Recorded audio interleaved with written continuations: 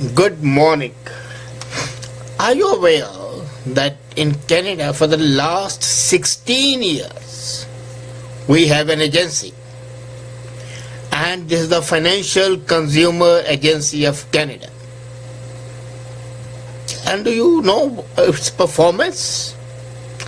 Well, before we come to that, let me tell you that we have an identical agency in USA called the US Consumer Financial Protection Bureau. Now, when we compare the working of the two agencies, you are astonished. One agency is so powerful that the banks tremble at the name of it. The other agency is a paper tiger, clawless, toothless, useless. In 16 years of existence, Financial Consumer Agency of Canada might have investigated many times, but the performance is too low. It has named the criminals who have cheated the customers only twice, and both times in 2004. Never before that, and never after 2004. That means there has been no crime. But in one institution it called for fines of $650,000. And why? Because they were misleading credit card holders about the interest rate change. Highly negligent according to the agency, criminal according to law. But till today it has fined only 27 people in its entire history, though in 1 year, that is 1560, it investigated 708 potential breaches of the law, but nobody fined. On the other side, imagine in USA what they have done. They have recovered $11.8 billion on behalf of 27 million consumers and handled 1.1 million complaints. Shocking. It continues its aggressive action against predatory practices. It ordered subsidiaries of Citibank to pay $28.8 million to provide borrowers for adequate options and so that they can avoid foreclosures. And that has been in 5 years. So compare 16 years with 5 years. Recently, the Fargo Bank had fired 5,300 employees, and they held an investigation into that. Can't you believe it? They did not even bother for the intervention of Senator Elizabeth Warren. Last September, they had fired Wells Fargo $185 million because the bank had opened 2 million fake accounts showing the customers, trying to tempt more customers, showing that so many people want to join them. So why is it that the regulatory agency, which is supposed to protect the people, is toothless here, but not in USA? Is it because the Canadians are very gentle, very kind, and it is a very pleasant place to bring up children? It's a nice place if you have a refugee. But then what happens if you are a consumer? Would you be cheated? Yes, you would be. And there is no protection for that because the Financial Consumer Agency of Canada does not even release the name of the lawbreakers. This is the first time possible in the history of the world that a regulatory agency refuses to name the lawbreakers so that their reputation is not spoiled. On the other hand, the US Consumer Financial not only releases the name of the lawbreakers, but also the politicians trying to protect them, to shame them, and then fines them badly.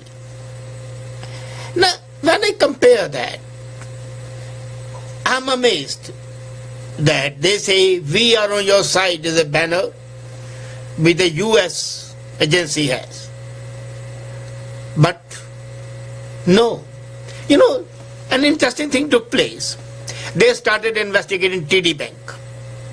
And that they did not do by themselves. They did it because CPC started an inquiry and they started it. But no, they didn't take any action. And when they were asked why don't you take action, they say, why should we take action? Maximum we can fine a bank is $500,000. $500,000. That's right. Not $500 million the way the US Embassy organization can do it, but just $500,000. And in case there is a serious violation, then we can name the institution. As if cheating millions of the people is not a major fault or a major crime. You see, in US, this Financial Protection Bureau has become a nightmare for the banks and the financial services. And here, our banks and financial services behave with impunity. Credit cards holders are treated in a manner to exploit them shamelessly. It's something different that the foreign organizations, the foreign countries have fined them. Manulife fined $11 million. Royal Bank of Canada fined. But not our Protection Bureau. The consumer agency, which is supposed to be protective of those customers who are fragile, who are marginal, who are not capable of protecting themselves, have to suffer. You see, the whole system in Canada, especially as far as this agency is concerned, is designed to protect those who are being regulated, not to punish them, but to protect them. Now, in reality, the agency was set up and is funded by the public funds to regulate them and to protect the customer. Here's the other way around. And when they publish a report, publish a ruling, publish an order, they ensure to protect the criminal from any possible embarrassment. I shudder at their thoughts. Who has such a system in the world that the watchdog is muzzled and the watchdog is, instead of barking at the thieves, quietly murmurs, "Please don't come. And if you have already committed a theft, please go away quietly. Don't make a sound. Let the inmates of the house sleep. Let them not be disturbed." Their sleep is more important than their life saving. And these banks and the financial institutions indulge in day-right robbery and looting, indulge in exploiting the customers, and they pay an organization to protect them. But the guards become friends of the thieves and the cheats. This is a classic case of treachery, of deceit, of dishonor. Now, as I was saying, that in USA, the Financial Protection Bureau has become so effective that all the Republican lapdogs in the Congress and banks and the financial services are teaming up with President Trump. I came to know of it. So that the organization is working the way Canadian organization works. And I told those guys, no, that's not acceptable. If Canadian customer is being fleeced, the US customer would not be allowed to be fleeced. So they wanted to lose its independent status, but that was defeated. You see, the point is, here in Canada, our watchdogs everywhere, black teeth. The ethics watchdog criticized Justin Trudeau for his Aga Khan trip, and nothing came out of it.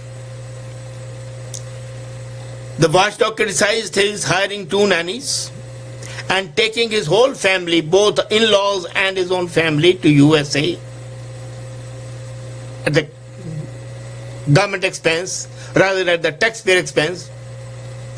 And all that criticism had no meaning except a couple of headlines for one day, and then the people forgot and the watchdogs forgot. Look at what happened in Ontario. The gas plant worth $1 billion loss to the customer. The orange ambulance, another $1 billion loss. The wind power project, another $1 billion loss. And the list goes on and on and on. Maybe Canadians by nature are so soft that they accept every stupidity of the watchdogs with equanimity, without any murmur, without any protest. And this decency is exploited both by the service providers and the guardians of their interests. And that is where the tragedy lies. That is where they are permitted to be raped financially. And after they have been raped, like a raped girl, they want to hide their shame and they keep quiet. And they keep quiet, knowing fully well that even if they protest, the regulatory agency is muzzled. It's a paper tiger, as I said, toothless, clawless. It cannot do anything. And so much so, not only can it do anything, it will not even publish the name of the criminals. Secondly, the question arises, should we have such an institution? Should we have these watchdogs who are of no use at all? Should we have such regulatory agencies which do not regulate but are only out to protect the wrongdoer? This is a $1 million question that should face the leaders. And the people, of course. The people should demand that agencies are needed to protect them. You see, a majority of the population today, as per the latest census, shows that the number of seniors is increasing. And these seniors are very vulnerable. They are unable to protect themselves. So, isn't it incumbent on the part of the government to protect them? So they set up the watchdogs. But you set up a guard and you don't provide him with any capability, or both capability, mental and wherewithal. Enhance their powers. Fine of 500,000 is nothing. They should be permitted to fine up to $1 billion, as US has. A fine should be such that it's a deterrent, that not only the criminal but is forewarned, but others also take a lesson and they tremble before doing anything wrong. And if you can't do that, don't waste the taxpayers' money on such organizations which are useless. Why should I pay? And when I say I mean you as well.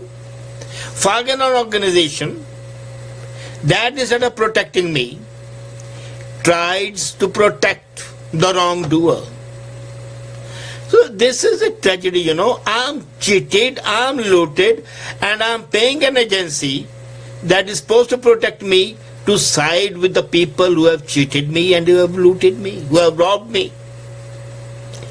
This is a dilemma. And you would hardly find such a situation anywhere else in the world. You might find it in medieval times, where the kings and the queens could rob people. Their ministers could do anything, and there was nothing to protect them. Are we really a welfare state? Are we really protecting common people and the marginal classes? These are million-dollar questions facing the country and the nation.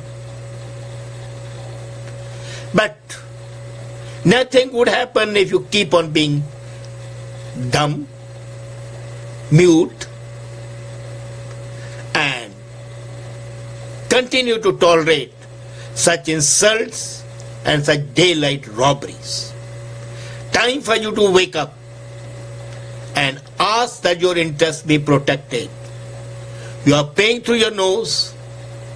Let it not become a joke. Tell these people, enough is enough. Either they should do their job or pack up and go. Thank you.